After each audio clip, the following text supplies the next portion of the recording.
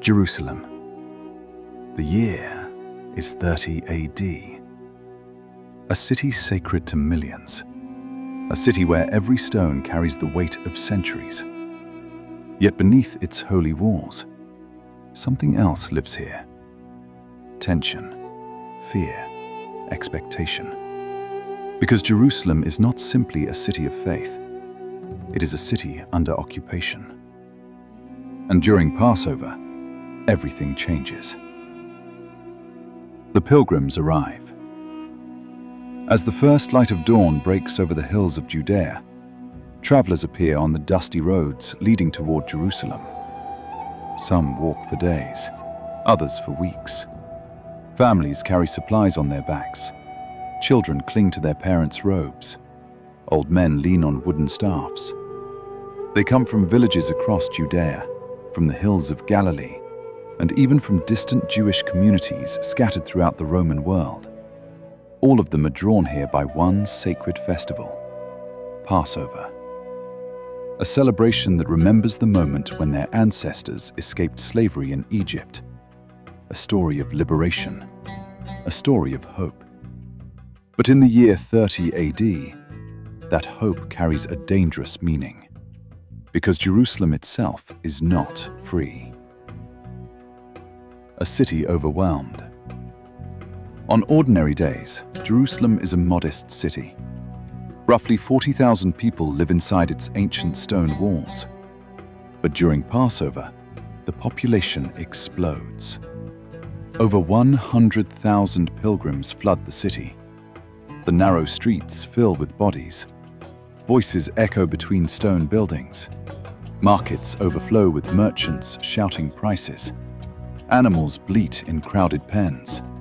The smell of roasted meat, incense, sweat, and dust mixes in the air. Jerusalem becomes a living river of humanity. And somewhere within that river, history quietly moves forward. The watchful Romans. High above the temple complex rises a massive fortress, Fort Antonia. From its tall stone towers, Roman soldiers watch everything. They see the crowds, they hear the shouting, they sense the tension. Passover is the most dangerous week of the year because the festival celebrates freedom from oppression. And Rome knows what happens when oppressed people remember freedom. They start asking questions. Questions like, who rules us and why? Rome's silent threat. Roman soldiers patrol the streets in groups. Their armor clinks with every step. Their spears catch the sunlight. Their presence sends a clear message. Rome is watching. Rome is ready. And Rome does not forgive rebellion. Outside the city walls, along the dusty roads leading toward Jerusalem, wooden crosses stand as grim reminders.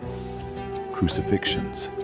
Public executions meant to silence anyone who dreams of uprising. Rome rules with power, and power demands obedience. The Temple of Gold. But above everything in Jerusalem stands one structure more magnificent than all others, the Temple. Built by King Herod the Great, the Temple complex is enormous.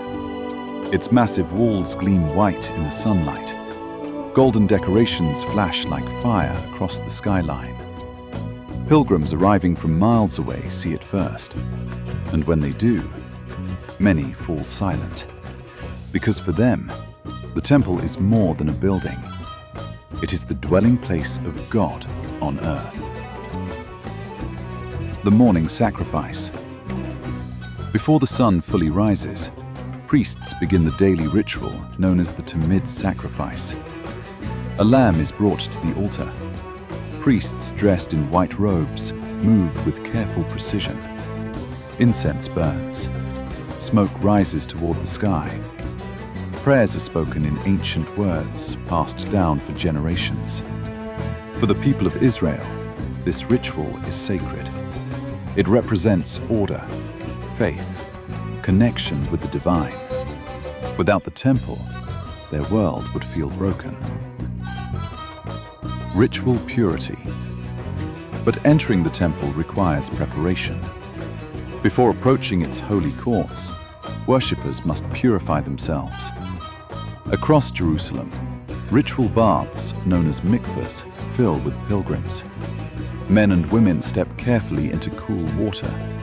They immerse themselves completely, symbolically washing away impurity, emerging renewed. Only then can they walk up the long stairways toward the Temple Mount.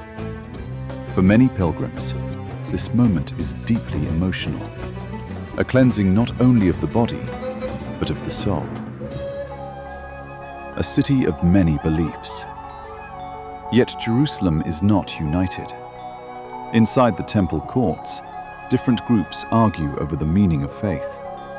The Pharisees teach strict obedience to religious law. The Sadducees, powerful priestly elites, control the temple rituals. The Essenes reject the temple entirely, believing it has become corrupt. And the Zealots whisper about rebellion. They believe God will soon deliver Israel from Roman rule. In crowded streets and quiet courtyards, debates grow intense.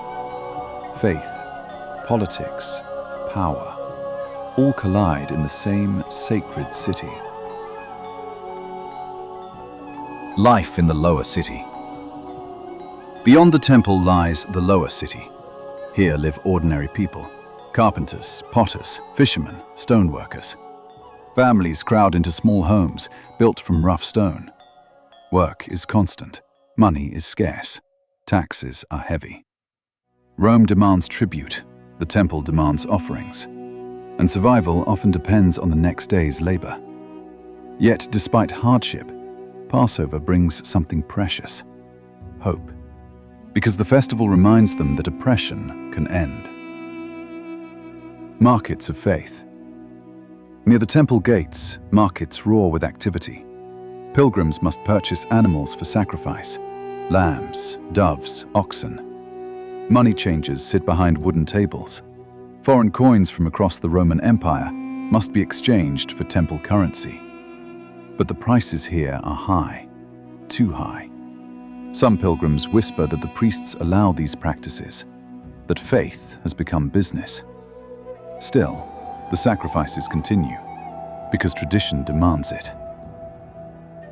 The upper city. Across Jerusalem stands another world entirely, the upper city. Here live the wealthy, priestly families, political leaders, men who hold influence both within Jewish society and within Roman administration. Their homes are large, courtyards contain fountains, floors are decorated with colorful mosaics.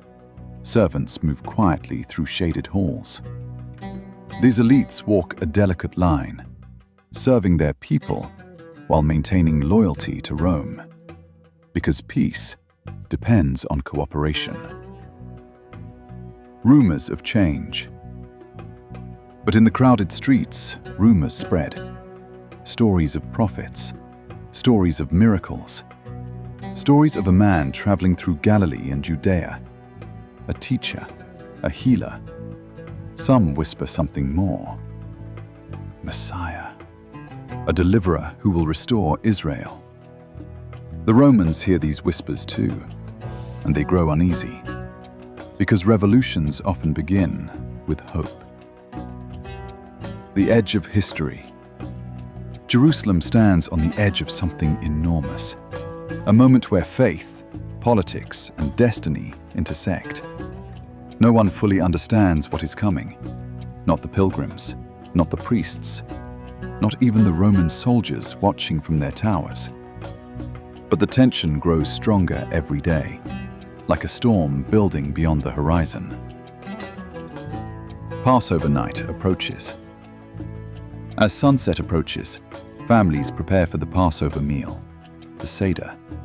Inside small homes and large halls alike, tables are set. Unleavened bread, bitter herbs, wine poured into cups. Parents tell the ancient story. how Moses led their ancestors out of slavery in Egypt. Children listen with wide eyes, because the message is powerful.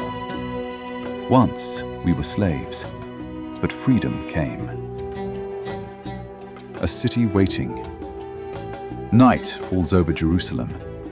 Torches flicker along the streets. Songs rise from crowded homes. The temple glows against the dark sky. The city celebrates. Yet beneath the celebration lies a feeling that something extraordinary is about to happen. Something that will change history forever. Because within days, Jerusalem will witness betrayal, trials, fear, and an execution that will echo through centuries. But tonight, Jerusalem waits. A city filled with faith, hope, and uncertainty. A city standing at the threshold of history. And soon, the world will never be the same.